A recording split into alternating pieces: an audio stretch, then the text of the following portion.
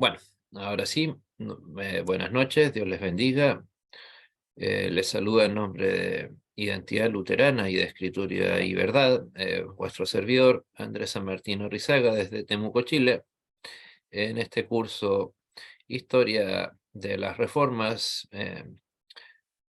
Causas, Inicio, Desarrollo y Legado. Bueno, entonces comenzamos hoy ya con nuestra 10ª clase. Eh, Bueno, vamos a tratar tal vez la reforma menos, o el proceso de reforma menos conocido o menos analizado, que tal vez lo tenemos muchas veces frente a nuestras puertas, pero que ha sido, digamos, muy poco objeto de análisis y que suele incluso a veces hasta estudiarse más en los estudios seculares que en el texto, que en cursos de historia de la Iglesia. A ver, me refiero puntualmente a lo que ustedes ahí ven en esa foto, que corresponde, ¿alguien recuerda qué cosa?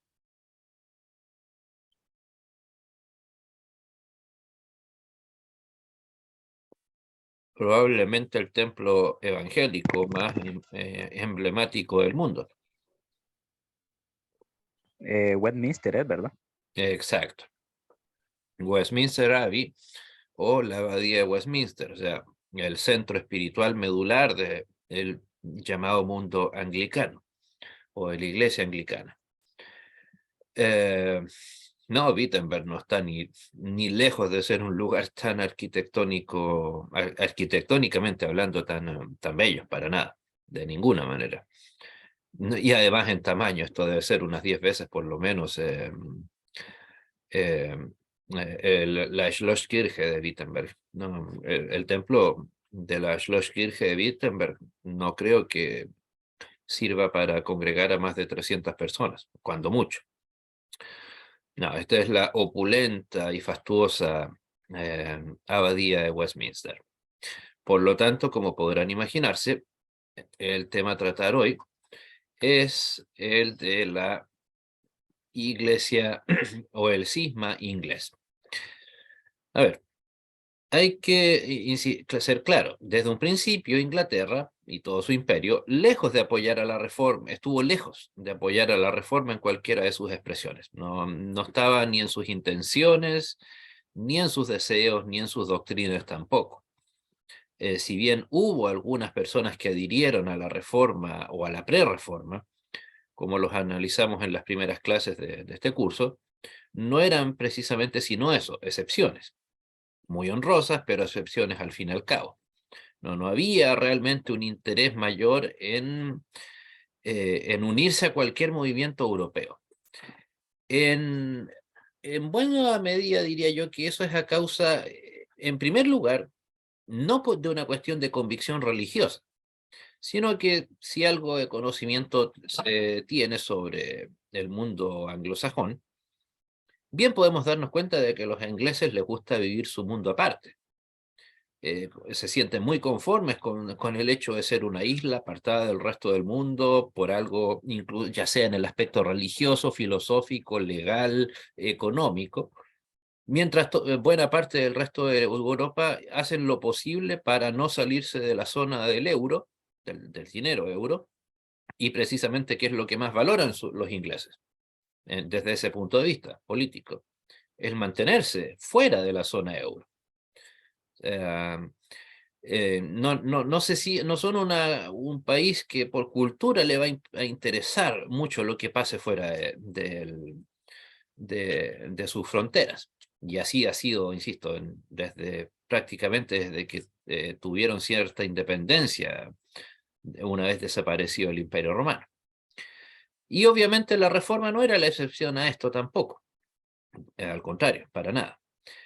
Y por eso es que en 1521, o sea, con Lutero recientemente excomulgado, declarado convicto, el rey Enrique VIII repudió, con esas mismas palabras, de hecho, repudió a Lutero en el documento llamado En defensa de los 7 sacramentos, a lo cual Lutero respondió con una carta durísima, que está también en mi web, por cierto, de ahí les puedo dar el link, en contra de Enrique VIII.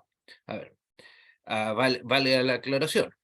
Estamos hablando de Enrique VIII, no de Martín Lutero, no de los grandes emperadores como Fernando VII de Inglaterra em, o Federico el Sabio o Federico el Grande de Prusia. No, no, no. Estamos hablando, insisto, de sí, Enrique VIII, una persona que era bastante poco culta, bastante poco asertiva, y que finalmente era el único Dios que él realmente tenía era el mismo. Por lo tanto, obviamente ese documento en defensa de los 7 sacramentos, si bien fue enviado en nombre de Enrique VIII, eh, era sin duda escrito por una tercera persona, por alguno de sus tantos asesores. Y no sería extraño que algo haya tenido que ver el famoso Thomas Cranmer, que posteriormente también pasó a ser un anglicano. Insisto, sí, por un tema lógico, ¿no? Aunque hubiera sido un rey sabio, no era teólogo, y este documento en lo que hace es precisamente de poner en debate o defender un asunto tan fundamental para el Vaticano como son los 7 sacramentos. Entonces, no es que, o sea, hasta un católico devoto, piadoso, no va a escribir de buenas a primeras un documento hablando sobre el tema de los sacramentos, digamos, y que ese documento sea considerado de importancia más allá de una simple opinión. Menos aún, insisto, en aquella época en donde el que había que enfrentarse era el mismo hereje de Lutero. Y bueno, esta carta de Enrique VIII, sumada a las generosas, insisto, comillas, ofrendas del Vaticano, al Vaticano, por parte de la corona británica, de la Casa de los Tudor, le significó el título de Defensor de la Fe, Defensor Fides, título que se convirtió en patrimonio de la corona inglesa hasta el día de hoy. O sea, dentro de todos los eh, títulos que ostenta el rey o la reina de Inglaterra de turno, desde el mismo Enrique VIII, pese a que siguen siendo no católicos, siguen siendo defensores de la fe, por muy paradójico que resulte. O sea, el líder mundial de una iglesia evangélica es el defensor de la fe católica. Es algo bastante paradójico, pero así es. Y bueno, obviamente después de algún grado de muñequeo que incluía unas buenas dosis de ofrendas en oro dirigidas al Vaticano, Enrique VIII, en una de las pocas muestras de astucia, logró precisamente eso, de que el título fuera parte de la corona, y no solamente de él como rey, digamos, no era parte solamente del rey de Enrique Tudor, sino de la corona británica. Incluso, yo creo que él ni siquiera pensó las magnitudes de lo que pudo haberse o podía tener aquella eh, ¿cómo decirlo? Aquel alcance, porque después de todo, él era de la dinastía de los Tudor. Posteriormente vino la dinastía que gobierna hasta el día de hoy, la Sachsen-Coburg-Gotha, de origen alemán. O sea, yo creo que ni en sus mejores sueños Enrique VIII iba a pensar que un descendiente, o sea, que un heredero de su trono, hoy en día estamos hablando de 400 años después, 500, perdón, iba a seguir siendo defensor de la fe, incluso no siendo parte de la misma casa real a la que pertenecía él. O sea, recuerden, la casa actual que gobierna en la corona británica, les decía, es la casa de los Tudor, que es una casa real que originalmente gobernaba parte de Sajonia. Era, de hecho, en ese momento, la casa real más pequeña de toda, de todo lo que era la zona que ahora conocemos como Alemania. Pero insisto, digamos, fue una de las pocas muestras de algo de inteligencia de Enrique VIII, una astucia pero gigantesca, No, insisto, yo creo que no, ni en sus mejores sueños pensó que este título iba a llegar tan lejos, más aún en un mundo tan complejo como es el de la corona británica, que después de todo, todo lo que es el patrimonio, la cultura, o, o lo que es la pompa, la ceremonia, los títulos, les es algo que es tan anhelado.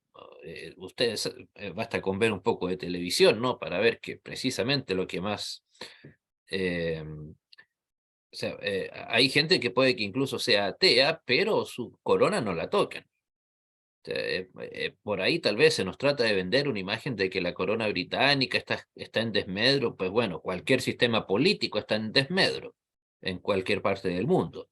Ya en el caso nuestro, desde Canadá, Estados Unidos, hasta Chile y Argentina. Yo creo el tema de la corona británica no es una cosa muy distinta. O sea, acá nosotros tenemos, en Latinoamérica, digamos, bien sabemos la calidad de políticos que tenemos, pero eso no quiere decir que la gente no quiera ningún sistema político.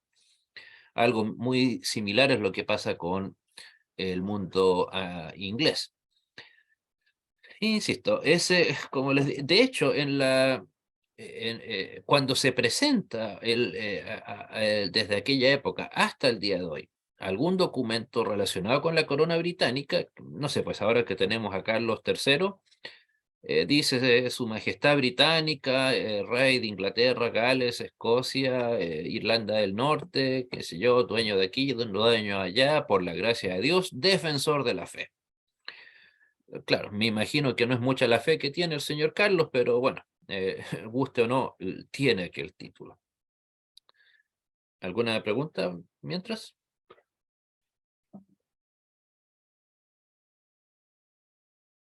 ¿Ellos son defensores de la Iglesia Católica o son anglicanos? En rigor de la Iglesia Católica, Ujú. porque el que le otorgó ese título es el Papa. Ah, ok. Que no sean consecuentes a eso, bueno, pero el título, insisto, lo, deme un segundo, por favor. Ok.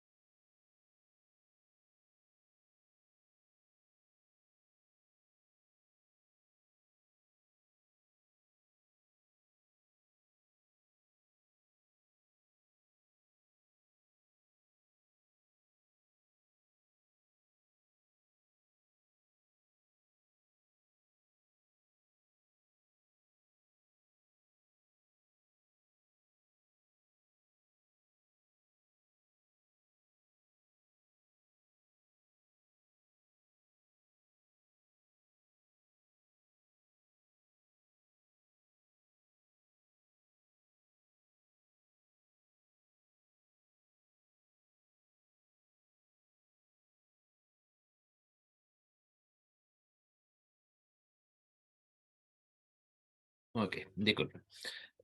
Tenía que responder algo urgente. Bueno, no sé si había terminado. Bueno, sí, en realidad es algo bastante curioso, o sea, porque lo lógico es que si tú defiendes algo, tienes que defender ese algo de aparte de la persona o la institución que te cobijó. Y en este caso, en realidad, eh, por eso te digo, tal vez fue, o no tal vez, fue una jugada muy astuta de Enrique VIII conseguir que este título fuera hereditario. Y como este título, tipo de títulos no es irrevocable. O sea, por algo, bueno, como lo veremos después, en unos minutos más, no, por mucho que se excomulgó Enrique VIII, siguió siendo defensor de la fe, ya sea él estando vivo, así como sus sucesores. Eso no, creo que la única posibilidad sería que algún concilio lo declarara nulo.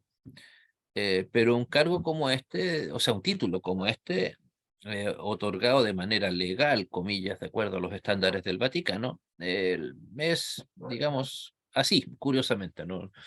En rigor, es defensor de la fe católica, católica romana, literalmente. En fin, paradojas de la vida, ¿no?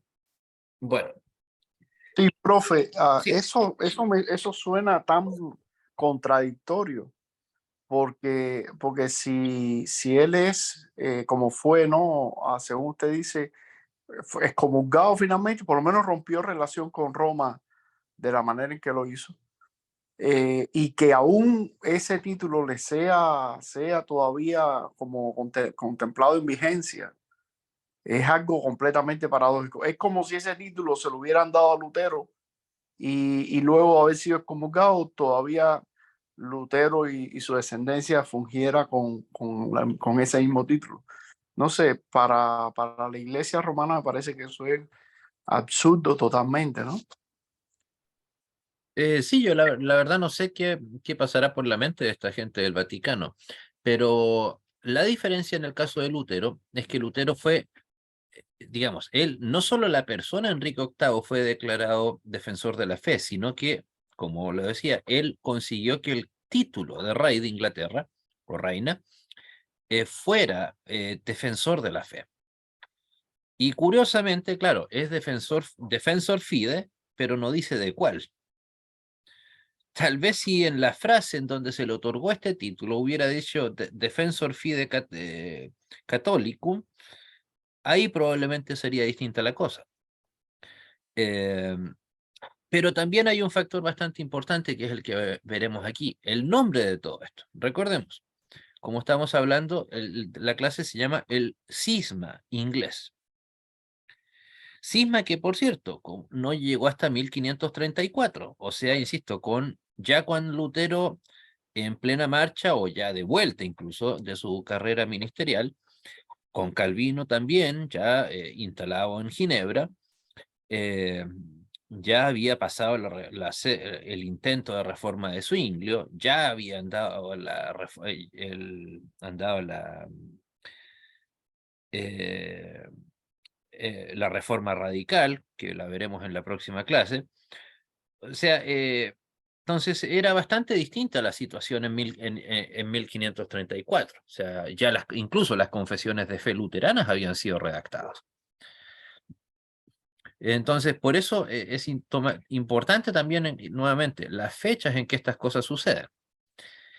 Y curiosamente, el conflicto en sí mismo, por el cual se conoce el tema de Enrique VIII y sus 6 esposas, etcétera, el tema era de la sucesión, no el matrimonio con Ana Bolena, sino que el punto era qué persona podía darle un hijo, un heredero al trono legítimo.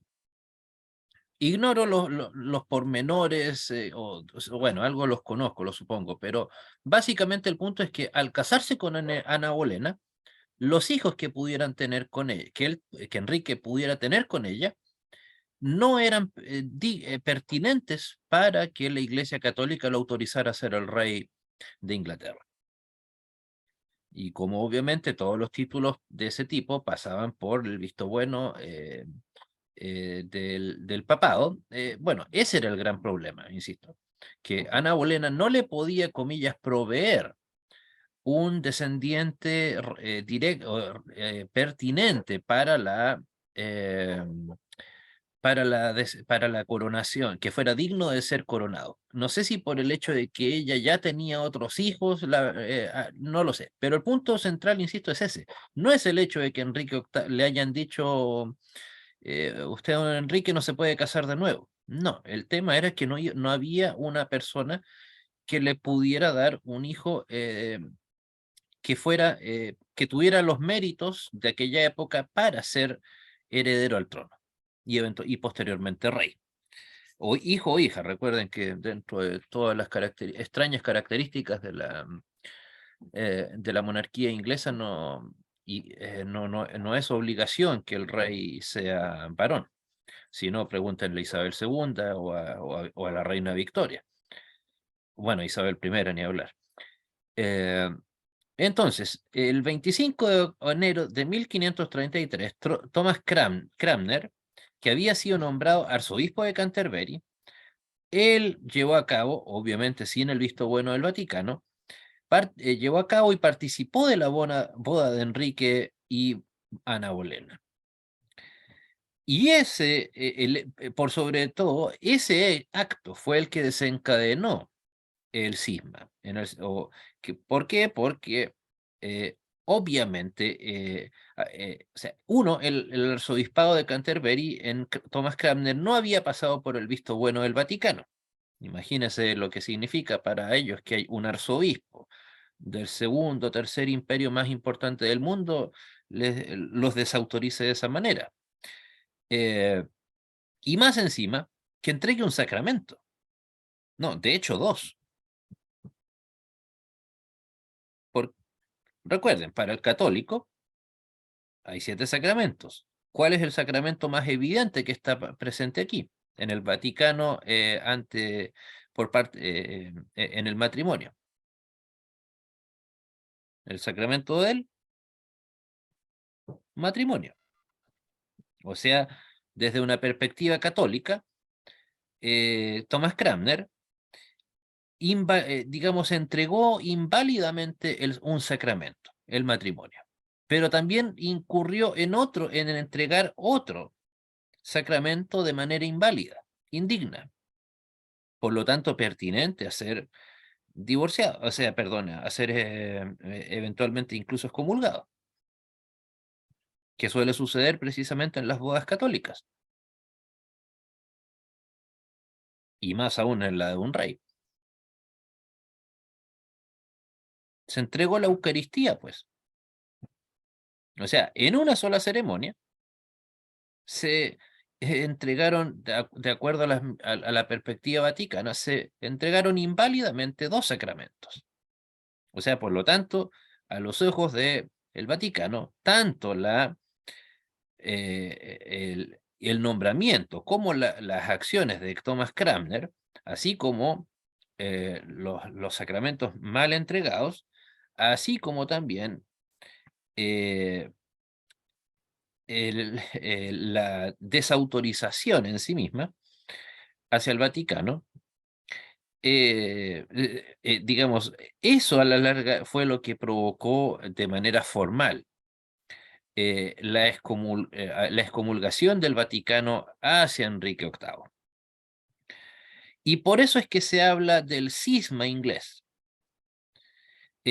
No se habla, siempre, recuerden, probablemente si esto a veces cuando se estudia en el colegio incluso, bueno, hoy en día lamentablemente creo que casi nada, pero cuando nosotros que no somos tan muchachitos todavía, ¿no? Excepto las damas, ¿no? Eh, Cuando se habla de la reforma en Inglaterra, siempre se habla del cisma de Inglaterra. Incluso a nivel en los libros seculares, se habla del cisma inglés. ¿Cuál es la diferencia entre el cisma inglés y la reforma, además del nombre, y la reforma luterana, zwingliana, calvinista, hugonote, etcétera, o la radical? ¿Qué es un cisma?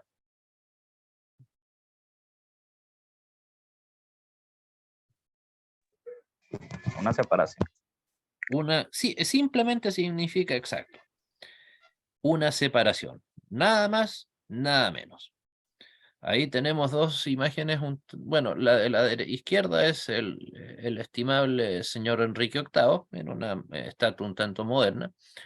Y a la derecha está el arzobispo Thomas Cranmer, el primer arzobispo, digamos, de la Iglesia de Inglaterra ya posterior al cisma.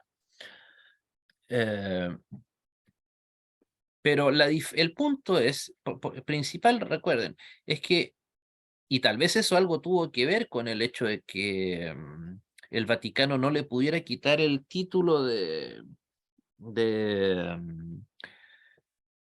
de defensor de la fe a Enrique VIII, el hecho de que, insisto, esto fue un cisma, no una herejía. El cisma, como lo decíamos, es una separación, una división. El cisma es algo que puede pasar, qué sé yo, a veces en un sentido más coloquial, cuando hay una pelea en una familia y dos facciones de una familia con la otra, o entre ellas no se quieren dirigir la palabra, u otras, cuando hay un quiebre en un partido político, por un motivo de liderazgo, y entonces un sector adhiere al líder A versus el otro que adhiere al líder B, pero siguen manteniendo básicamente las mismas enseñanzas. O sea, la única, originalmente, estando Enrique VIII vivo, la única diferencia que pasó sustancial, que más que pasó, que sucedió de manera sustancial, fue que el Papa, en vez de tenerlo en Roma, ahora lo tenían en Londres. Porque desde un punto de vista secular, el rey, en este caso Enrique VIII, se convirtió en la cabeza de la Iglesia de Inglaterra, y obviamente el arzobispo de Canterbury, o el arzobispado más importante de Inglaterra, pasó a ser el líder, digamos, netamente eclesiástico, el laico, perdón, el clérigo más importante de la Iglesia. Pero de todas maneras, digamos, esa es la diferencia. O sea, en cambio la herejía es cuando hay un quiebre doctrinal, cuando hay enseñanzas que eran A y ahora cambiaron a B, como lo que hizo, insisto, Lutero, Calvino, Zwingli, etc. Ahí podría hablar ante los ojos del Vaticano de una herejía. O sea, en rigor, Enrique VIII no dejó de ser católico nunca. O sea, no, para empezar, era un personaje bastante espurio en su personalidad, en sus creencias, pero de que haya abandonado el catolicismo en su vida real, espiritual, interna, la verdad que lo dudo bastante.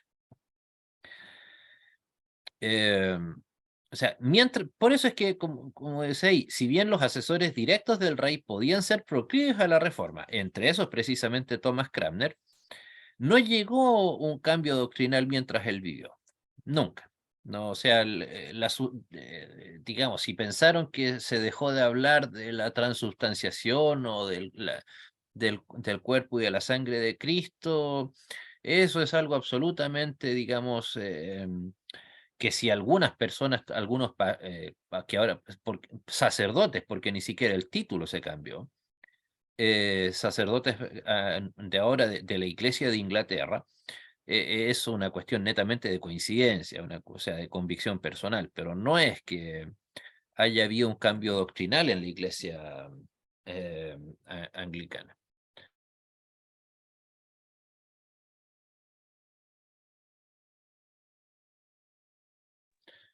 ¿Alguna pregunta mientras tanto? ¿Comentario?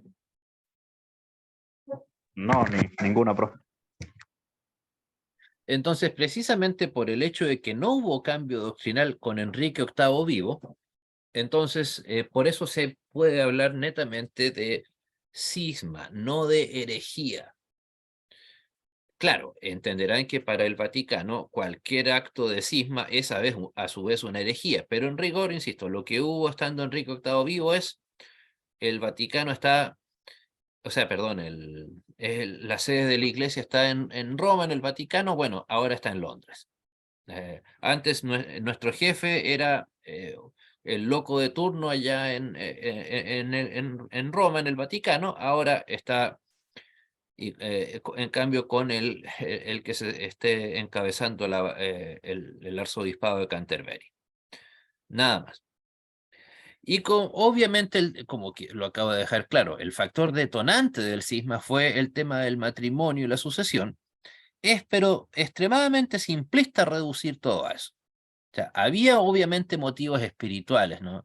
Como en todo el resto de Europa. O sea, evidentemente con el tiempo las noticias de la gente, o mejor dicho, de Lutero, de que había aparecido un tal Lutero, un tal Calvino, esas noticias ya estaban en Inglaterra.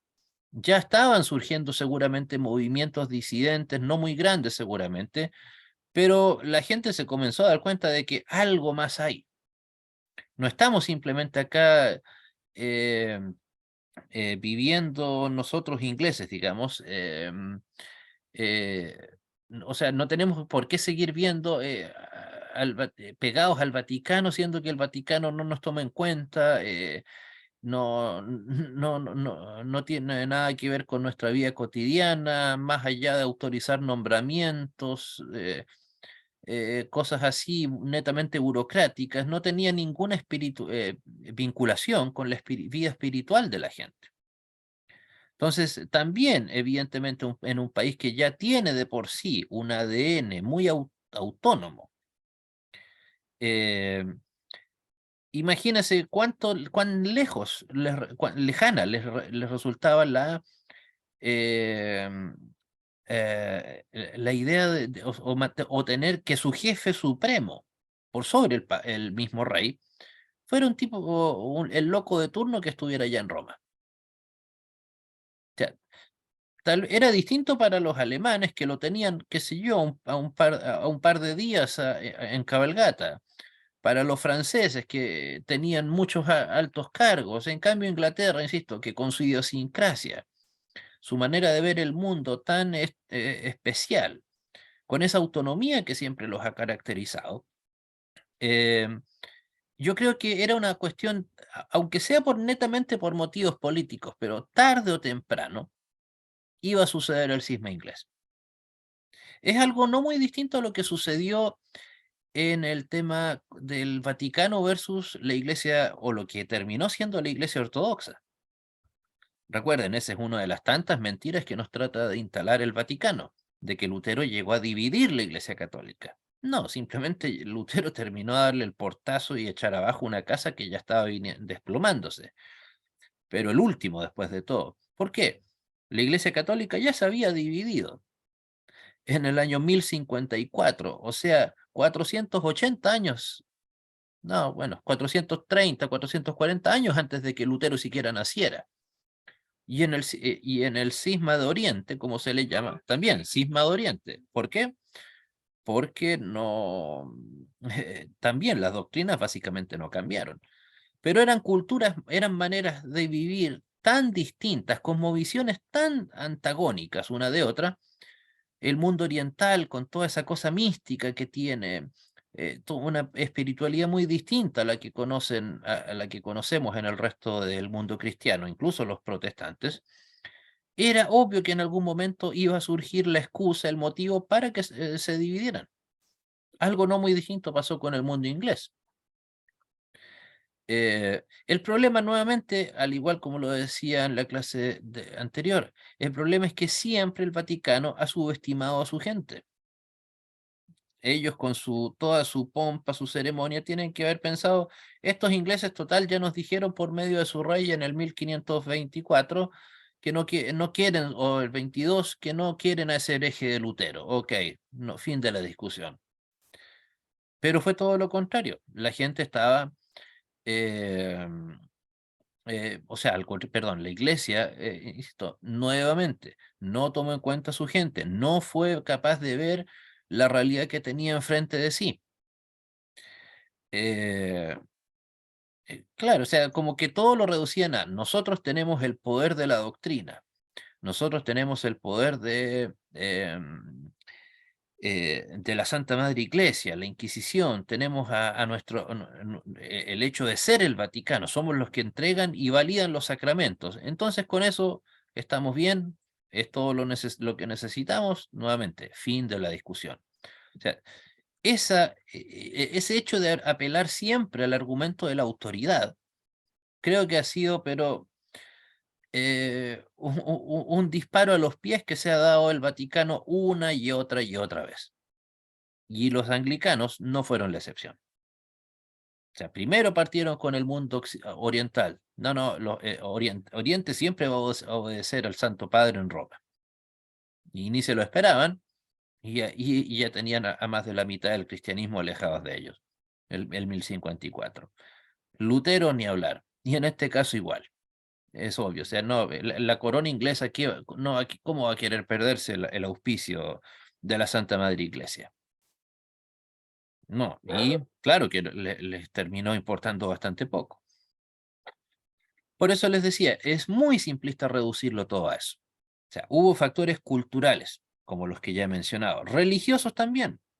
Los ingleses, al ser un país bastante más eh,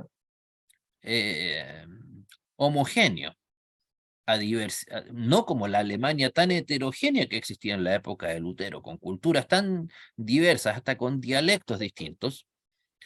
En cambio, en Inglaterra la gente vivía su vida espiritual de una manera mucho más, como son los ingleses, ¿no? Más formal, más pragmática.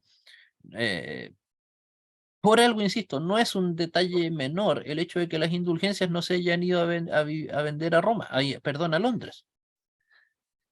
Pese a que allá, si bien no eran un país así multimillonario como lo llegó a ser con el tiempo, pero lo lógico es que si tú andas buscando maneras donde robar dinero, bueno, vas a ir donde sabes que ese dinero está disponible, ¿no?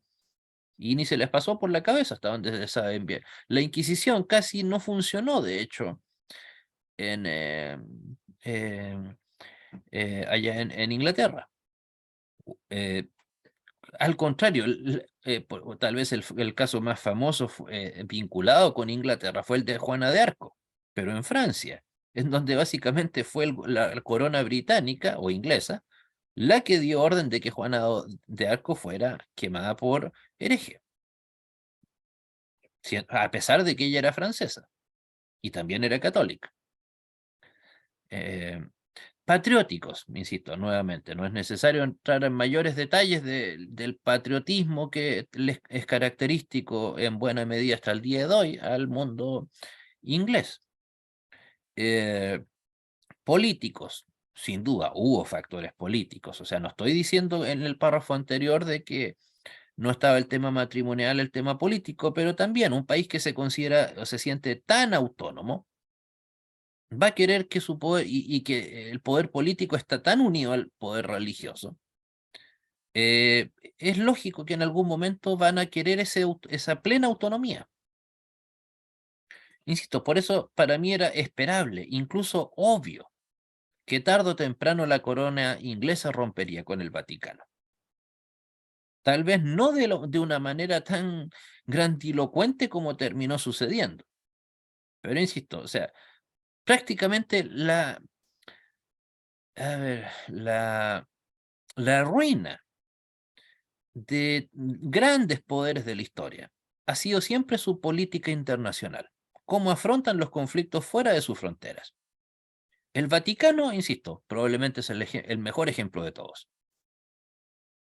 O sea, no se les ocurrió que la cosa era distinta a tratarla con italianos, a tratar sus temas con sajones, con brandenburgueses, tratar con Federico el Sabio versus tratar con Carlos V o la corona española o el Sacro Imperio Romano Germano. O que era distinto tratarlo con Francia, un país que no tenía esos aires tan autónomos como los que tiene el Imperio Británico, así como tampoco se les ocurrió que había que tratar las cosas de manera distintas con la corona británica y con su gente especialmente. Porque la gente abrazó masivamente. No es que la gente haya quedado de la mitad, qué sé yo, no. Hubo sin duda excepciones, pero el grueso de la gente se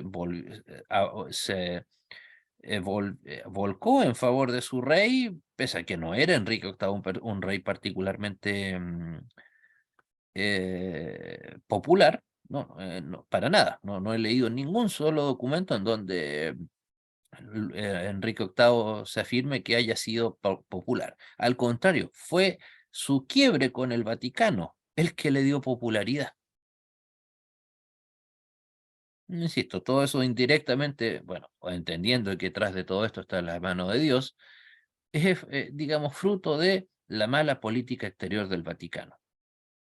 Y hoy en día, precisamente, el país al que más, o a la institución que más tratan de pedirle ayuda en conflictos internacionales en el mundo occidental es precisamente Bueno, sé que viene de cerca la recomendación, pero cuando Chile tuvo su conflicto con Argentina, o Chile-Argentina, como quieran llamarlo, el conflicto del Beagle, el año 78, nuestros dos gobiernos cometieron el graso error primero, si bien se trató con la corona británica, pero posteriormente con el Vaticano. ¿Quién salió perdiendo en la mediación, Chile o Argentina? La verdad es que eso está para un análisis político bastante extenso.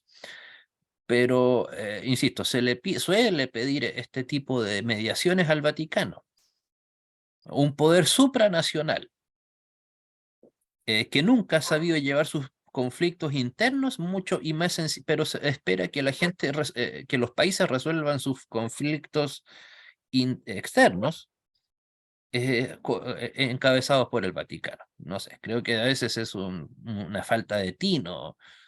O sea, no sé, pues imagínense, estamos hablando en el caso de acá, Chile-Argentina, el año 78, y resulta que apenas 30 años antes, apenas, estaban sacándose de encima la Segunda Guerra Mundial. ¿Y cuál fue la primera potencia que le dio su apoyo al nazismo?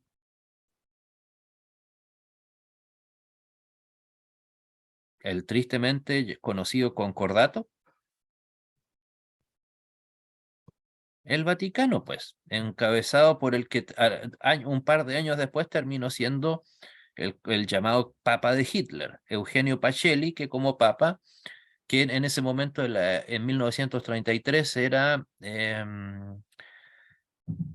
nuncio apostólico en München, que era el nunciatura apostólica más importante en Alemania el año 33, y lo sigue siendo hasta el día de hoy, de hecho, es la única provincia mayoritariamente católica en Alemania, y que finalmente se convirtió un par de años después en León X, perdón, en Pío XII.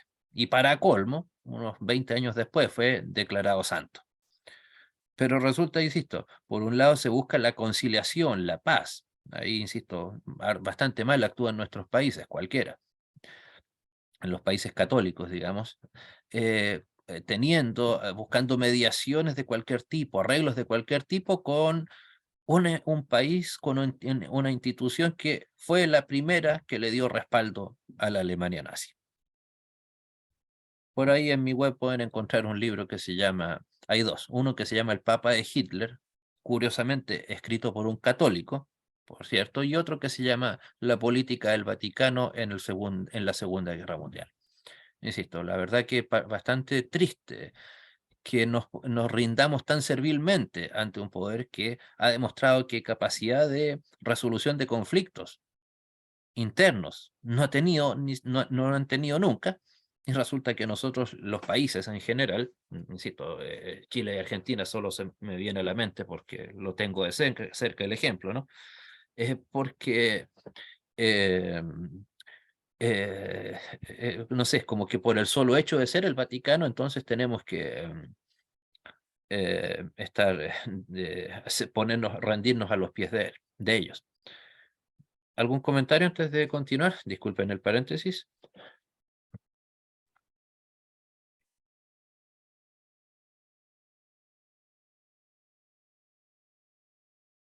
Bueno, entonces, pero insisto, el punto central en esta parte es eso, de que es demasiado, por ahí siempre la gente, bien sabemos, va a quedarse con, ok, no le dieron el divorcio a Enrique, y el hombre quería casarse de nuevo, no sé, ahí andaba con problemas, ahí era un tanto ninfómano el hombre. No, no, no, no es tan fácil, insisto, reducir. O sea, si no iba a ser Enrique VIII, probablemente iba a ser su hijo, su hija, el rey que viniera después.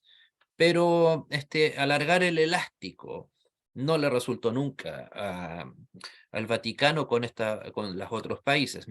Inglaterra no iba a ser la excepción. Bueno, nuevamente la foto de don Enrique. No me explico cómo no le dicen Enrique el ninfómano. Bueno saberlo.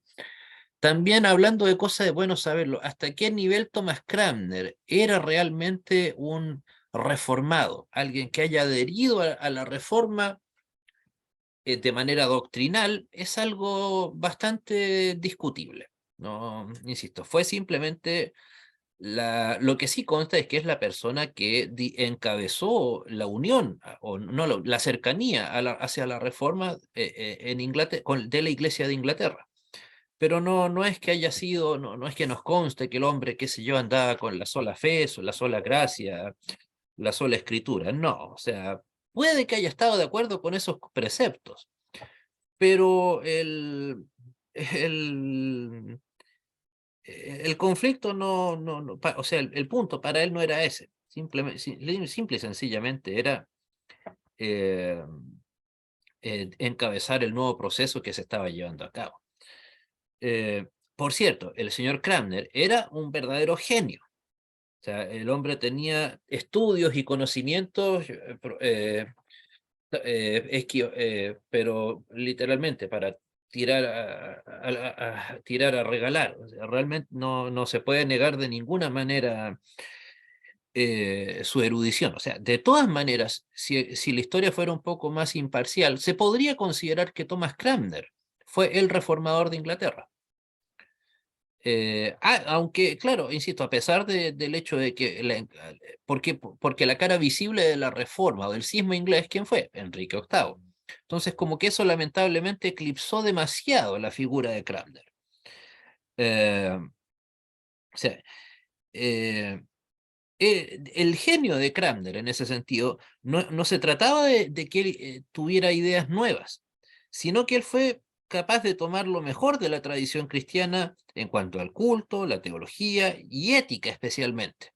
Una palabra que se imaginarán que trabajando con Enrique VIII era algo bastante complicado. Y le trató de dar esa nueva forma a la Iglesia de Inglaterra. O sea, era un protestante en el sentido de que él sí protestó en favor de las Sagradas Escrituras. Eso sí, no sé si al nivel de Lutero o Calvino, que eran, digamos, se guiaban plenamente por el principio de la sola Escritura. Pero, insisto, no podemos decir que con él haya habido una real reforma en la doctrina anglicana. Para nada. No consta, digamos. Eh, no quiso mantener ideas novedosas, sino mantener y conservar aquello que consideraba le había dado Dios en su bondad a la Iglesia Universal. O sea, él nunca habló de la Iglesia anglicana, él hablaba de la Iglesia cristiana. Yo creo que tal vez con la ilusa esperanza de que podía haber algún tipo de acuerdo, que se le diera algún tipo de autonomía. Eh, eh, Autonomía, qué sé yo, solamente a la Iglesia de Inglaterra en relación al papado. Yo creo que tal vez quería una especie de vía media, hablando de los ingleses precisamente. Pero digamos, obviamente no iba a llegar nunca a tan lejos como reformador, eh, al estilo, digamos, de Lutero y de Calvino. En fin, bueno. Por eso es que el cisma inglés no tuvo forma doctrinal sino hasta 1563. O sea, o sea, duró bastante. Y de hecho, se me había olvidado mencionarlo, Thomas Cranmer murió mártir. Recuerden que Enrique VIII fue sucedido eh, por María la Sanguinaria. Entonces, ella ordenó la ejecución de de Thomas Cranmer. No creo que necesariamente por hereje, sino principalmente por lo que obviamente a un rey más le interesa, que qué cosa es.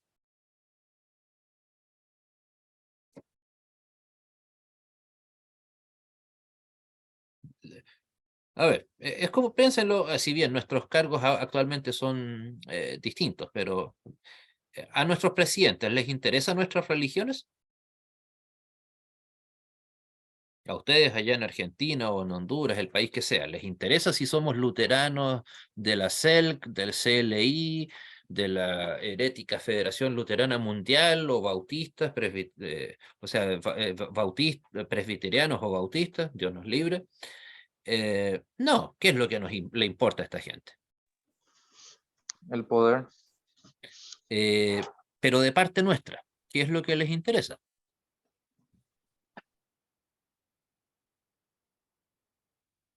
La lealtad, pues.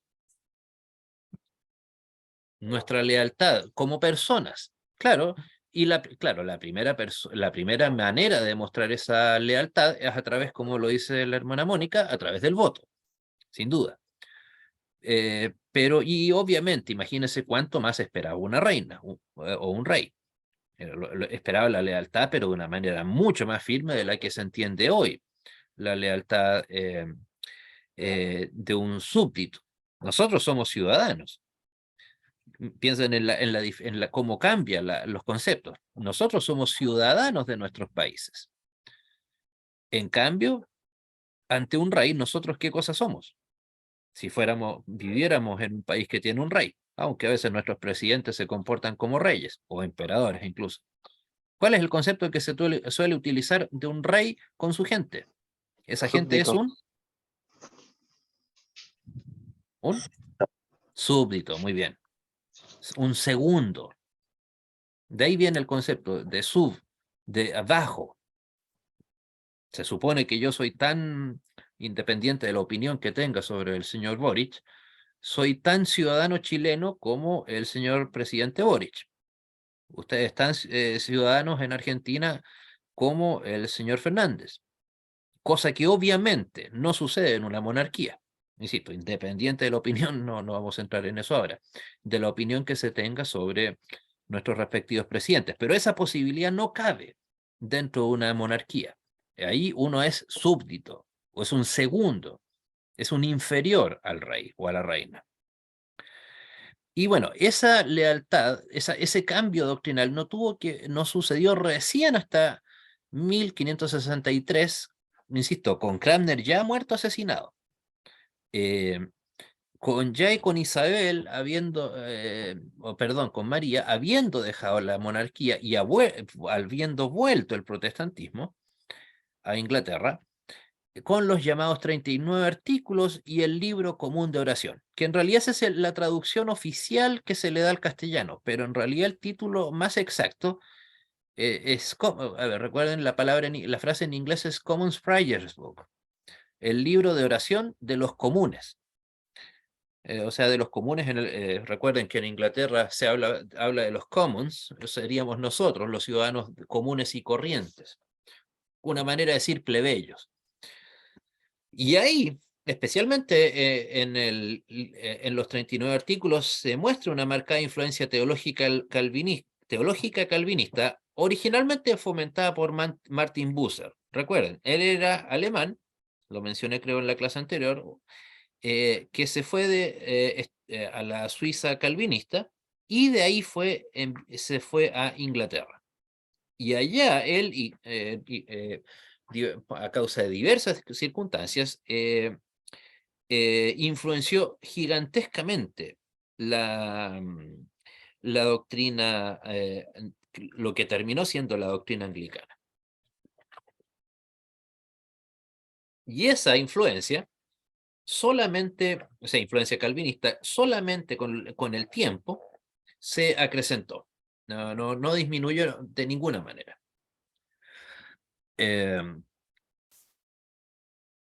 Y dentro del mundo protestante, la iglesia anglicana es la que ha sufrido menos quiebres significativos. Por ejemplo, tenemos, qué sé yo, la iglesia bautista, que de ellos han surgido decenas de otras confesiones cristianas, evangélicas. Dentro de los movimientos menonitas, también, decenas. Dentro de han habido decenas de organizaciones misioneras que incluso han llegado acá a Sudamérica. La más famosa, por ejemplo, es la Alianza Cristiana y Misionera, que se terminó convirtiendo en una iglesia, pero que estando en Estados Unidos, en efecto, era eso, una organización, una alianza de misioneros, no una iglesia. que fue, recuerden, fundada por bautistas, presbiterianos y metodistas. Pero imagínense el tamaño desorden al momento en que llegan los conversos. Por eso yo ahí soy bastante, nunca he sido muy, nunca he sido amigo de la labor misionera interconfesional. Porque, ¿qué pasa cuando lleguen los conversos? Se van a hacer en este caso presbiterianos, bautistas, metodistas. Cuando se forme la congregación, vamos a bautizar por inmersión, por aspersión, adultos, a mayores. Es fácil decir, no, si todos hermanos trabajemos juntos. Pero cuando llegan las diferencias, ahí ya deja de ser tan fácil. Y precisamente por eso una agrupación misionera, una asociación misionera, como la Alianza Cristiana Misionera, terminó convirtiéndose con los años en una nueva confesión evangélica. Tal vez ese es el ejemplo, o en Alemania la Missionsbund, fundada por luteranos, por menonitas, y creo que algunos sectores bautistas. Imagínense, tamaña mezcla. Y claro, terminaron, bueno, no sé si están en Argentina o no sé con qué nombre. De que están en Argentina los están, pero son alemanes más de corte menonita, que de hecho no quieren, al menos en Chile, no quieren tener ningún contacto con la iglesia luterana, la alemana al menos. ¿Por qué creo yo que la iglesia anglicana es la que menos quiebres ha tenido? O sea, hoy en día creo que hay tres grandes movimientos anglicanos, pero todos siguen llamándose anglicanos. No como sucede, qué sé yo, seguramente ustedes mismos han conocido iglesias que se han roto dentro de otras iglesias en vuestros países, en donde una vez que han salido de la iglesia madre, cambian de nombre, cambian de confesión, etc. En cambio, en todas las iglesias, las pocas iglesias que han salido de ahí, excepto una, todas han seguido siendo anglicanas. De ahí le sigue en menor cantidad de división precisamente la luterana, como lo decía en la clase anterior. A mi opinión, esto es por qué. Precisamente por el hecho de tener un sistema bastante ultraepiscopal, en donde las decisiones del superior se acatan o han sido ya previamente consensuadas con el sínodo, pero el concepto de lealtad es mucho más fuerte. En cambio, en iglesias que son más conocidas por su sistema ultrademocrático, en donde hay que llevar votaciones para todo, entre esos presbiterianos, bautistas, por eso es que sí existen tantas cismas. En Chile, por ejemplo, la iglesia presbiteriana es una iglesia que tiene desde las alas más herejes, literalmente, con nombre y apellido, la iglesia evangélica presbiteriana, con tintes, no tintes, sino derechamente apegada a la teología de la liberación. em, eh, Vayan a encontrar en esa iglesia un pastor que crea en la resurrección corporal de Cristo. No, eso es un absurdo.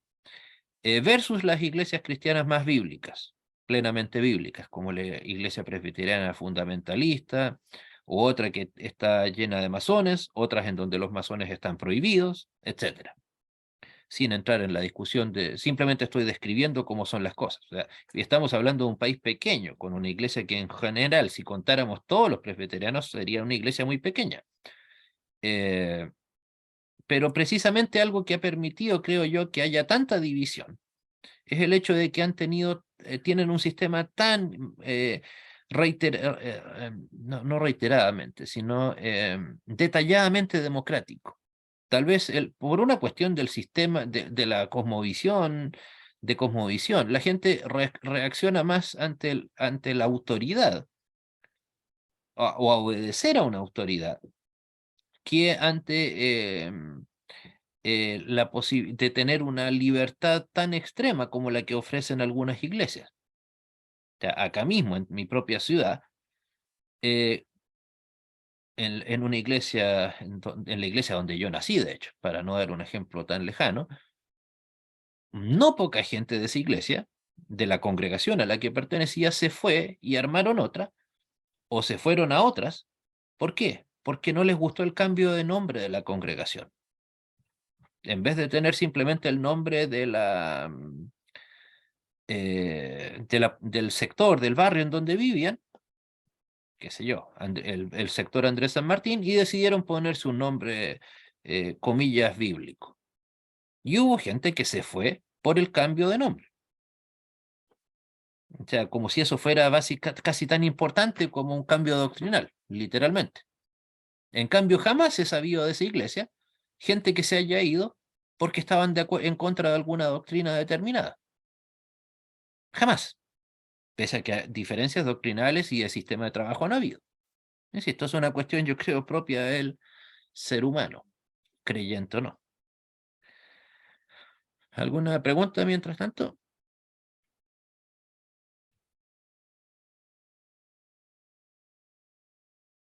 Bueno, por cierto, no, esa parte todavía no la...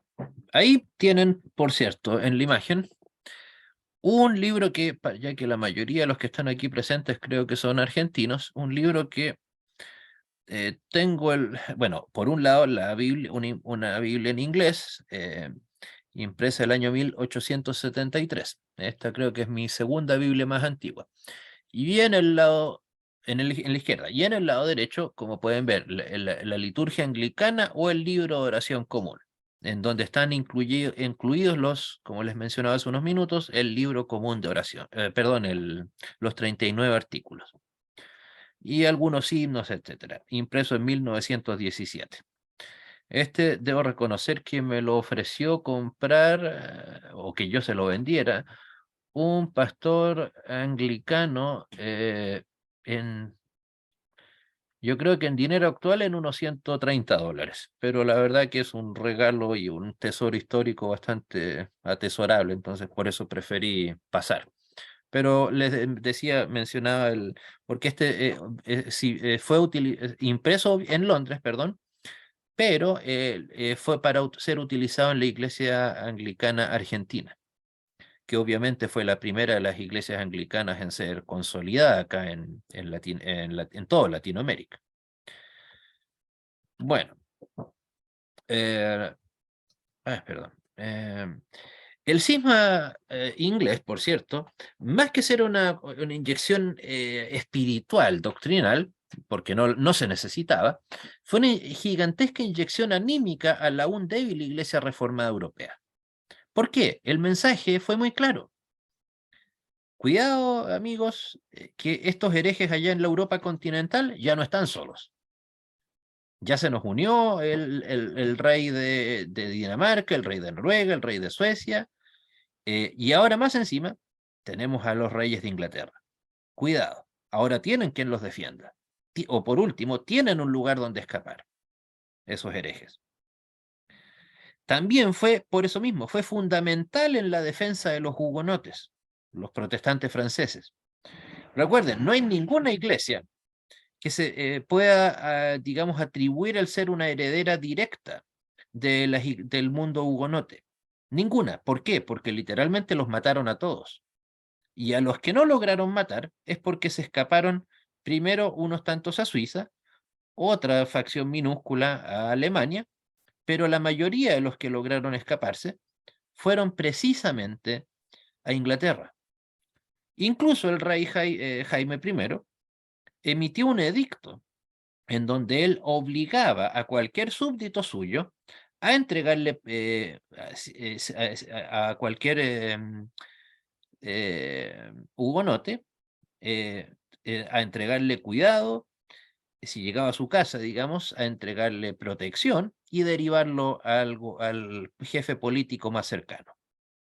Si no, o sea, los pocos hugonotes que finalmente obviamente fueron absorbidos por la iglesia anglicana, o inglesa, perdón, insisto, habrían muerto todos, especialmente cuando ya el cardenal Richelieu terminó quemando la última ciudad hugonote francesa, la triste masacre bueno, primero la tristemente famosa masacre del día de la noche de San Bartolomé, y posteriormente cuando se quemó totalmente la ciudad de La Rochelle, que es una ciudad puerto, y lamentablemente las tropas católicas literalmente se encargaron de quemar toda la ciudad y los únicos hugonotes que no murieron fueron los que lograron escaparse por el mar. Y todos ellos finalizaron asilados en Inglaterra. Dentro de algunas características que tienen nuestros amigos anglicanos es que existen dos facciones internas pero en plena comunión en la Iglesia de Inglaterra, la Low Church y la High Church. Obviamente los que nosotros conocemos en toda Latinoamérica son parte de la Low Church o la Iglesia Baja. Básicamente la diferencia es el estrato social de la cual vienen. La Low Church es la iglesia de los, independiente del tema económico, por cierto, es con la gente, digamos, que no es parte de la realeza. La High Church, como su nombre lo dice, la iglesia de la gente alta. Obviamente entre esos los reyes, los altos clérigos, etc. Bueno, también los peregrinos, los pilgrims, que se autoexiliaron de Inglaterra desde 1620 en América, el famoso Mayflower, por sobre todo buscaban libertad religiosa y no ser parte de una iglesia estatal. Ellos no eran oficialmente una iglesia, no es que también nuestros amigos anabaptistas tratan de echarse a esta gente al bolsillo diciendo que ellos se fueron allá porque los estaban persiguiendo por bautizar adultos solamente. No. Ellos estaban pasándolo bastante mal. ¿Por qué? Porque ellos, si bien se consideraban como personas naturales, se consideraban a sí mismos, ¿cómo decirlo? Se consideraban fieles y leales a la corona, pero ellos no, en efecto, no querían una iglesia estatal. Entonces, ese fue el principal motivo por el cual se fueron primero a Holanda. Recuerden, el Mayflower estuvo creo que 2 años en Holanda, preparando su viaje a Europa, y después se fueron, preparando su viaje a América, y finalmente llegaron a lo que hoy es Estados Unidos, en particular la bahía de Braintree en Massachusetts. Pero por sobre todo, recuerden, ellos no buscaban alejarse de la iglesia protestante Inglaterra, sino lo que ni siquiera estaban en contra de las doctrinas inglesas, o perdón, de la iglesia de Inglaterra, no es que dijeran, ok, deploramos los 39 artículos, no, lo que ellos querían, insisto, era libertad religiosa y no estar pegados a la iglesia estatal. También la Iglesia Episcopal de Estados Unidos. Tal vez muchas veces han escuchado hablar de la iglesia que se llama así tal cual, Episcopal de Estados Unidos, y que tiene, creo, representantes en Argentina, y en Perú, y me parece que en Paraguay también, y en Uruguay. Pero ellos básicamente, o sea, no básicamente, son la Iglesia Anglicana de Estados Unidos, luego de la Declaración de Independencia, por un tema bastante obvio. Ellos eran, al ser ingleses o colonos ingleses, y ser parte de la iglesia que está en comunión directa con el rey de Inglaterra, en el caso de 1776, el rey era Jorge III, uno de los reyes más locos que ha tenido Inglaterra, yo creo que incluso peor que Enrique VIII, obviamente tenían la disyuntiva esa, pues, caramba, nos independizamos del poder político de Londres, pero ¿cómo? Como iglesia vamos a seguir siendo dependientes de la autoridad precisamente de la misma persona, en este caso el rey de Inglaterra. Era, digamos, una pregunta no menor. Por eso es que ellos no cortaron con los 39 artículos, siguieron considerándose en comunión espiritual anglicana, pero rompieron de manera formal, y por eso insisto, por el sistema de gobierno que tiene la iglesia episcopal hasta el día de hoy, se pusieron ese nombre, y la única diferencia entre la iglesia episcopal es el hecho de que no le jura lealtad al rey o reina de Inglaterra de turno. Pero cuando quiera que escuchen alguna vez en el mundo anglosajón, especialmente norteamericano, hablar sobre la iglesia episcopal, es exactamente eso, la iglesia anglicana que está presente en Estados Unidos desde la independencia de su país. A ver, bueno, primero, ahí les muestro una copia de la King James Bible, ordenada a traducir por alguien que ahí está en una lista en un par de minutos más, por el mismísimo rey James I de Inglaterra. Algunos también la traducen como el rey Jacobo. Este fue un trabajo, la verdad que bastante, ¿cómo decirlo? Magnánimo. ¿Por qué? O sea, lograr masificar la Biblia en el país que estaba forjándose como la primera potencia del mundo, imagínense todo lo que eso significa. O sea, fue ordenada a traducir por el rey James I en 1604 por un comité, creo que de aproximadamente 20 teólogos, biblistas, traductores y también lingüistas, y que presentaron este trabajo, perdón, en 1614, perdón, y presentaron este trabajo finalizado en 1620. Y creo que comenzó ya a circular impresa en 1622. La King James Version no ha sufrido modificaciones hasta el día de hoy y se considera el patrimonio lingüístico más importante de la lengua inglesa. De hecho, muchas veces se habla del inglés shakespeariano. Pues no, el famoso Shakespeare, al contrario, él utilizó el inglés que ya se utilizaba, que estaba presente en la King James Version. Por eso, en parte, es que mucha gente que deplora la King James Version no lo hace por una eventual mala calidad de su traducción, sino porque tiene un inglés propio del 1620. Pero me refiero en el sentido de algunas palabras, algo, o sea, no es que se critique su calidad necesariamente, sino que no gusta su vocabulario, opinión, o sea, pensamiento que opinión de su servidor, humildemente y respetuosamente, creo que es, por decirlo menos, absurdo. O sea, no estamos hablando, la idea es que la gente suba su nivel, no que lo esté disminuyendo. Y no vamos a decir que en el caso del castellano, bueno, si yo no conozco lo que significa la palabra vetusto, bueno, en lugar de viejo, bueno, no voy a, ¿qué tanto problema en buscar un diccionario ahora que tengo internet? Busco Wikipedia que me dice y ahí voy a tener una noción al respecto. También respecto de Latinoamérica, especialmente Argentina y Chile, la anglicana fue una de las primeras iglesias en llegar en el siglo XIX a modo de iglesia de trasplante. ¿Recuerdan que les decía que un gran problema que tuvo la iglesia luterana es que nunca fue una iglesia misionera? Bueno, la iglesia anglicana tampoco. La diferencia es que ellos, como se dice, tuvieron ese sistema de iglesia de trasplante, o sea, llegaron a Argentina, Chile, creo que a Brasil también, pero no tantos. Llegaron los ingleses, que obviamente eran todos anglicanos, y obviamente traían su fe.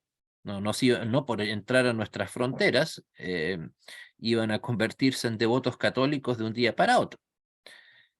Claro, por cierto, y eso pasó de igual manera con el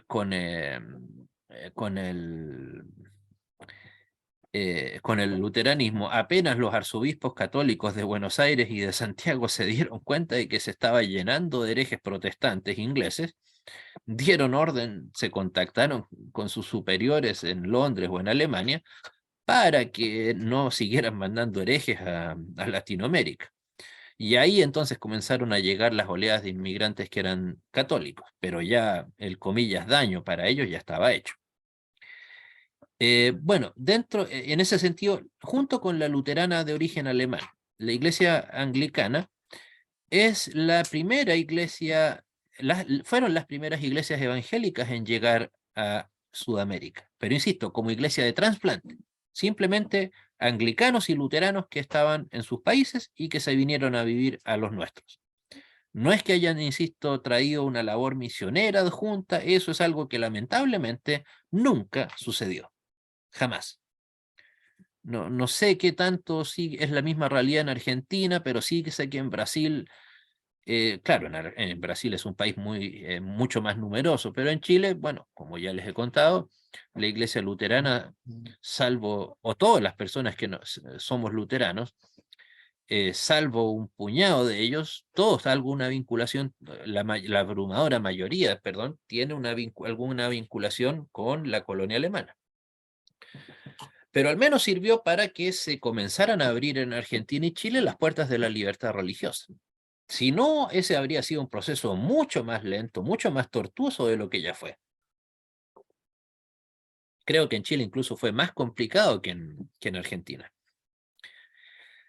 Bueno, dentro de las comillas, anécdotas del mundo anglicano, es que al año 99, perdón, me equivoqué, el Sínodo General Inglés permitió la ordenación de pastoras, entiéndase, mujeres, que causó la salida de miles de devotos anglicanos, con pastores y parroquias anglicanas incluidas. Esto, claro, esto fue circunscrito solamente a la iglesia en Inglaterra. Pero, claro, posteriormente en buena parte del mundo las iglesias anglicanas han adoptado la autorización para tener pastoras. Miren, no, obviamente ya saben mi opinión sobre el pastorado femenino, pero algo que me entristece mucho de que haya sucedido esto es que, insisto, mucha gente se fue a la iglesia católica. Ni siquiera iglesias evangélicas que tuvieran pastoras mujeres, ni siquiera armar su propia iglesia anglicana. No, derecho al Vaticano.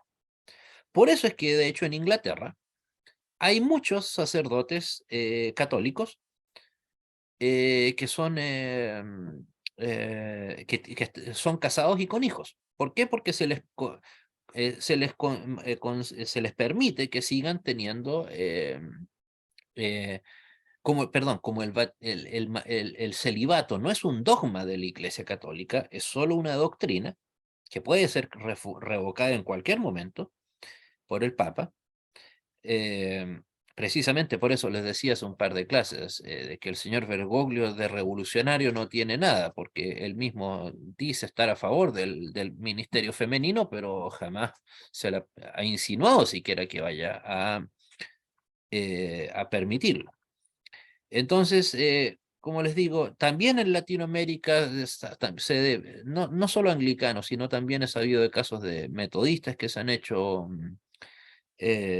católicos y que se les ha mantenido su ordenación y que están camino, después de algún tiempo de formación, al ser sacerdotes. Sin embargo, hace unos cuantos años después, creo que 10 años después aproximadamente, la Iglesia Anglicana permitió la ordenación de pastores homosexuales o lesbianas. Y hasta donde el conocimiento de su servidor llega, ninguna parroquia dejó de ser anglicana por ese motivo. Ninguna. Saque usted sus conclusiones. Bueno, antes de terminar, bueno, por ley todo primer ministro británico debe ser anglicano, le gusta o no. También, bueno, ya mencioné dentro de anglicanos prominentes, ya mencioné al rey James, que insisto, no sé qué tan anglicano haya sido en su vida real, en su vida espiritual, pero tuvo el gran mérito de ser quien ordenó la traducción de la Biblia King James. En ese aspecto, insisto, nosotros, hispanoparlantes, tuvimos una gigantesca bendición. O sea, tanto Casiodoro de Reina en 1569 como Cipriano de Valera ya tenían su trabajo de traducción bíblica realizado y los ingleses todavía no tenían dicha traducción. La gran diferencia es que obviamente el grupo de traductores de la King James tenían el apoyo estatal, tenían apoyo cultural, académico, de la gente en general para llevar a cabo su trabajo. Ese apoyo, ¿lo tenía Casiodoro de Reina? ¿Lo tenía Cipriano de Valera?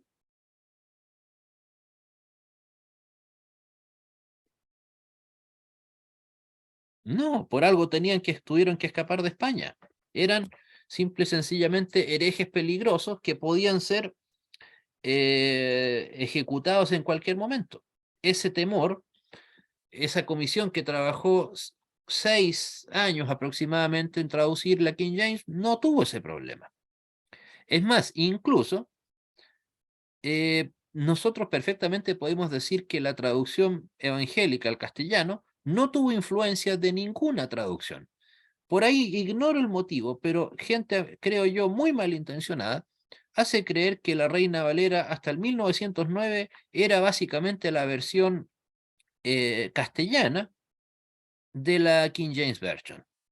Eso es algo, pero absolutamente negable, deplorable. Creo que es una bajeza que no pocos evangélicos que critican las traducciones tradicionales nos acusen de eso. Y lo digo no porque la King James sea mala, al contrario, yo la sigo. Si fuera inglés, o sea, angloparlante, perdón, yo la seguiría, aunque el sínodo luterano de Wisconsin, el de Missouri tampoco, no utilizan la King James. Bueno, yo soy especial. Pero, insisto, me parece una bajeza que solamente por el hecho de que no gusta tratar de creer que las traducciones bíblicas del lenguaje antiguo son una copia castellana de la King James. No, de ninguna manera son. Bueno, otro personaje famoso, nacido en 1637, murió en 1704, es el también inglés John Locke, el gran filósofo empirista.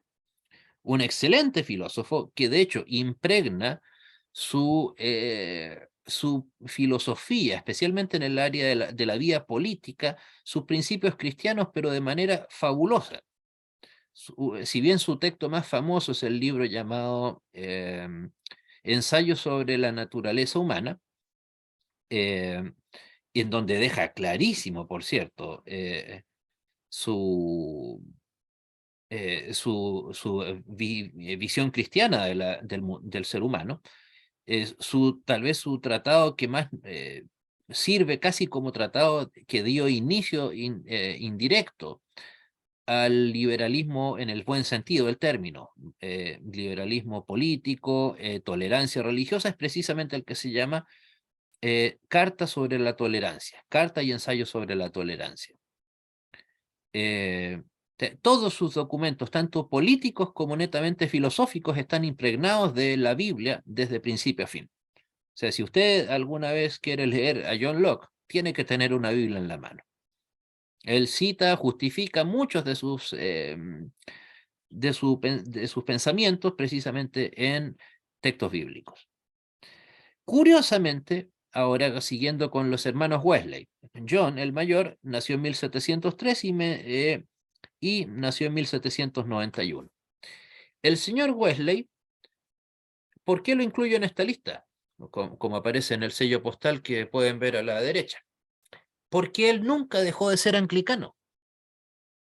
Él lo que fundó fue el movimiento metodista, perdón.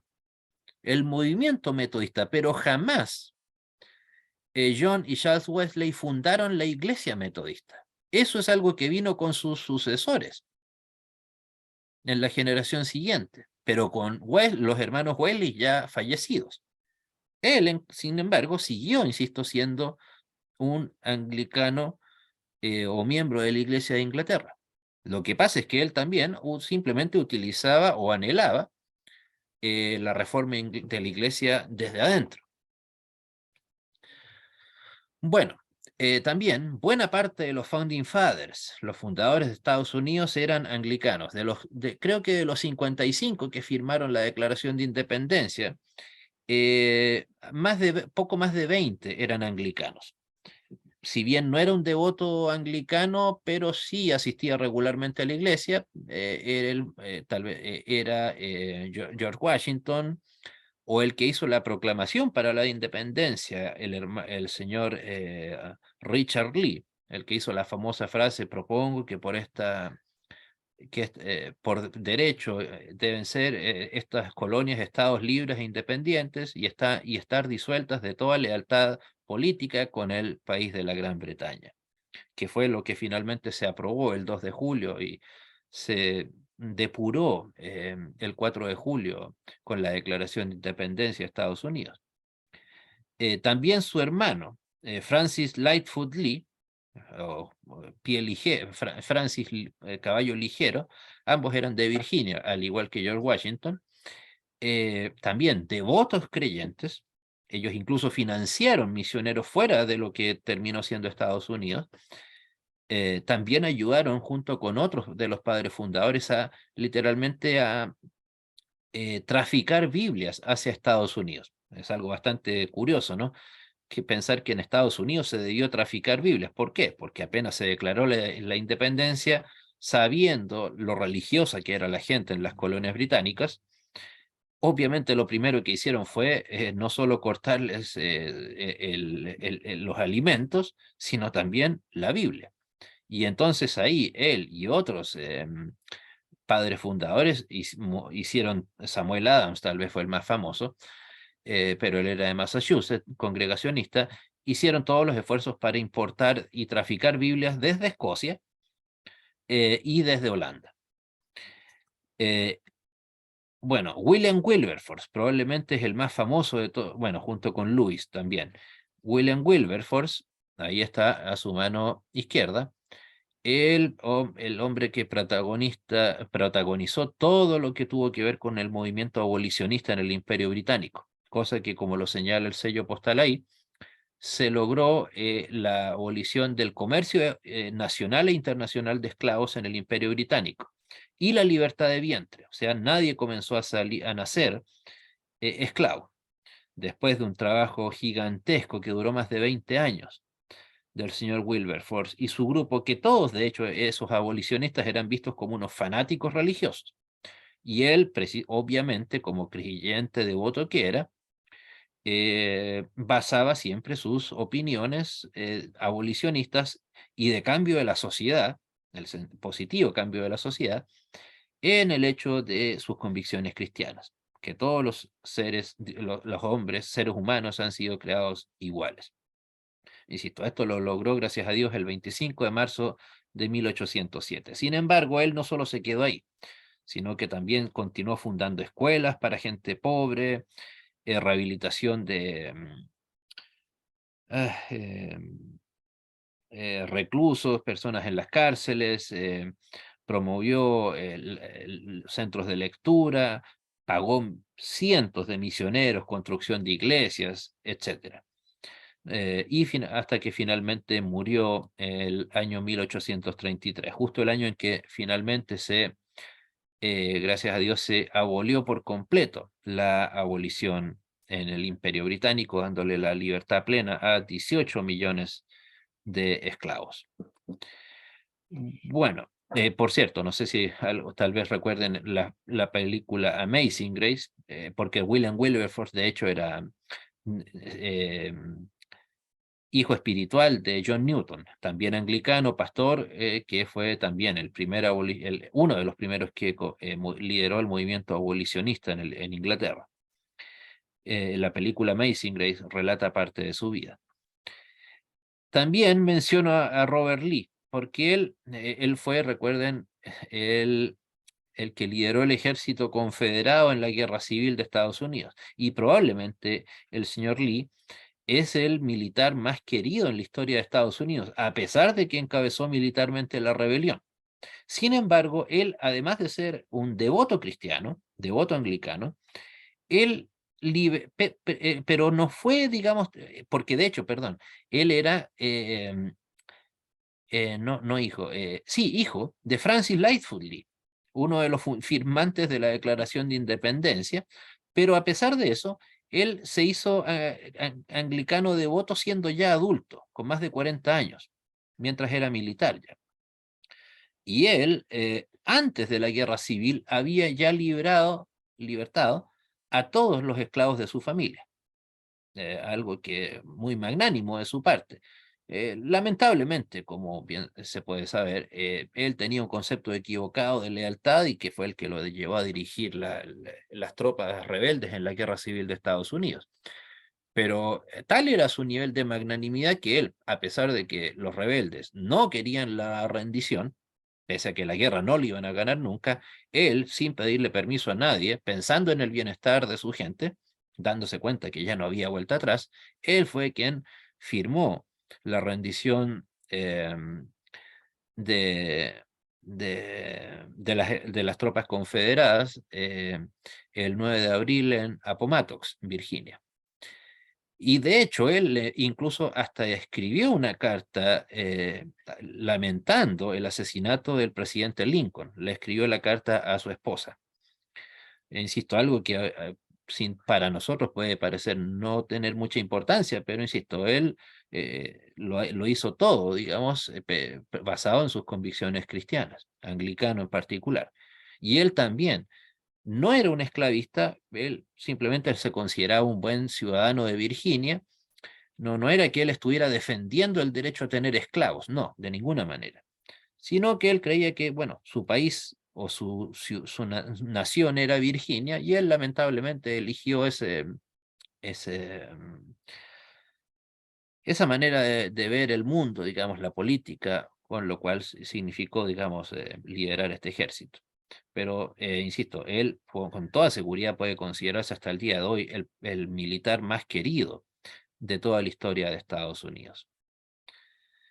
Bueno, posteriormente a eso tenemos al famoso escritor C.S. Lewis. Ahí a la izquierda aparece, recuerden, su obra más, un sello postal representando su obra más famosa, Las Crónicas de Narnia, aunque la obra literaria la obra literaria de C.S. Lewis está repleta de analogías cristianas, y no es la única. Él también era predicador en su iglesia. No era un escritor secular, digamos, diríamos así. Tiene otros textos llamados la trilogía cósmica, hay libros con sermones de él. O sea, lamentablemente el mundo actual nos ha impuesto un C.S. Lewis netamente eh, escritor secular, pero no, él era lejos de ser un escritor netamente secular, sino exactamente lo contrario. Él era también un devoto anglicano. Bueno, estamos ya llegando a la finalización de nuestra clase. No sé si tienen alguna pregunta antes de despedirnos. Insisto, por cierto, solo como una acotación, la iglesia inglesa es después de la luterana, y creo que después le sigue la bautista, a nivel mundial es la iglesia con mayor membresía, al menos en un sentido nominal. No, obviamente ya entrar en el análisis de cuántos son verdaderos creyentes y de cuántos no, no nos corresponde hacer eso a nosotros, pero además de que es un ejercicio imposible y bastante negativo de llevar a cabo. Pero insisto, el aporte político que tuvo la Iglesia Anglicana a la consolidación de la Reforma como un movimiento independiente del Vaticano fue, a mi opinión, insisto, fundamental, para que, insisto, en Europa continental la gente se diera cuenta que ya no estaban solos. Insisto, Alemania seguía siendo un país bastante pobre, no era un imperio. Recién Prusia comenzó a tomar forma en 1701, que fue el país que finalmente dio origen al imperio alemán. Pero, insisto, eso fue ya casi 200 años o 180 años después del inicio de la Reforma Luterana. También el calvinismo, es cierto, había crecido, pero no tenía, digamos, ese soporte político, intelectual que podía entregar el apoyo del Imperio Británico. Aunque no lo hayan pensado, igual la expansión colonial del mundo británico sirvió también indirectamente como una expansión misionera también. Obviamente los anglicanos, los misioneros, los ciudadanos ingleses que fueron a todas partes del mundo a colonizar también llevaron su fe. En esa época no había mayor división entre lo que era ser creyente, digamos, ciudadano inglés, y a su vez también creyente anglicano. En fin. Así que insisto, si bien partieron como un simple cisma, claro, finalmente, insisto, basta con revisar los 39 artículos para ver que ya son o se comenzaron a gestar como una iglesia evangélica totalmente independiente del Vaticano y con diferencias sustanciales eh, referente a la doctrina vaticana y toda su herejía. Bueno, ¿nadie tiene alguna pregunta entonces? ¿Algo que decir? ¿Comentar? Profesor, quería preguntarle, ¿cuánto de la reforma luterana influenció en esa primera etapa del siglo XVI, quizás principios del XVII, a la naciente iglesia anglicana? Porque yo tengo entendido que hubo un grupo de teólogos en siglo XVII, no recuerdo exactamente cómo se les denomina ahora, pero que eran en su teología con una tendencia más luterana, por lo menos más sacramental, dentro de la iglesia anglicana, que se distanciaba de otra corriente dentro de la misma iglesia que eran quizás un poco más calvinistas, más inclinados, más influenciados por los teólogos calvinistas. ¿Puede usted decir algo sobre eso? Es que, a ver, todos los principios fundamentales de la reforma luterana de una u otra manera llegaron al calvinismo. El principio de la sola escritura, de la sola fe, de la sola gracia. Insisto, llegaron al calvinismo, eso no, recuerden, no fue un punto de división entre ellos y nosotros, los luteranos. Y eso a su vez, insisto, llegó también al mundo inglés, pero en particular, claro, hubo movimientos de teólogos que llegaron allá y por eso, si bien no se consideran, ellos no han sacado de su vocabulario el concepto de sacramentos, por ejemplo. Y por eso es que, como les decía en alguna clase anterior, los que más se asemejan a nosotros, luteranos, en el sentido de considerar en no quedarse solamente en la conmemoración para el concepto, no el concepto, sino en la conmemoración como parte de la Santa Cena, sino como, recuerden, ellos creen en la presencia espiritual. O evidentemente ahí hay alguna influencia luterana. Tal vez no por la influencia calvinista que tuvieron, tal vez por eso no llegaron tan lejos al decir, como los luteranos, presencia real. Pero eso sin duda es bastante más que simplemente conmemorar. Hablar de presencia, en el caso de la Eucaristía, sin duda es mucho más que simplemente decir conmemoración. Y también no es menor el hecho de que hayan mantenido el concepto de sacramento. Claro, insisto, tiene sus matices con el luteranismo, o sea, pero de todas maneras no se puede tapar el sol con un dedo. O sea, de todas maneras, la iglesia anglicana algún grado de influencia recibió del mundo luterano, pero la influencia sustancial fue sin duda la del Vaticano. Claro. Perdón, Por no la del ejemplo, Vaticano, del mundo calvinista. ah, por ejemplo, en lo que respecta a la regeneración bautismal, que la iglesia calvinista mayoritariamente no se adhiere. En un por ciento bastante significativo en la iglesia anglicana sí manejaban esa perspectiva teológica. Sí, también. Gracias por la acotación, no lo había recordado, pero sí, ellos creen en la regeneración bautismal, eh, pero insisto, no al nivel de la teología luterana, pero sí la aceptan. También no es meramente un acto de obediencia, sino hay también el concepto luterano de la regeneración bautismal está presente, o sea, en el papel al menos. De ahí a que sus teólogos lo acepten plenamente, bueno, como nos pasa a los luteranos también. es bastante poco lo que se sigue la teología de Lutero en muchos de los teólogos que se autoproclaman luteranos, ¿no? Pero sí, también aceptan en el papel, en la teoría, la regeneración bautismal. Sí, eso es verdad.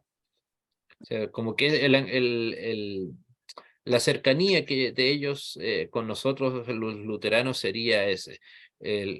Aceptan parcialmente la regeneración bautismal y también salen del concepto de la Eucaristía como solamente ser una conmemoración para sí considerarlo un sacramento y que sí hay presencia espiritual al menos de Cristo en el pan y el vino.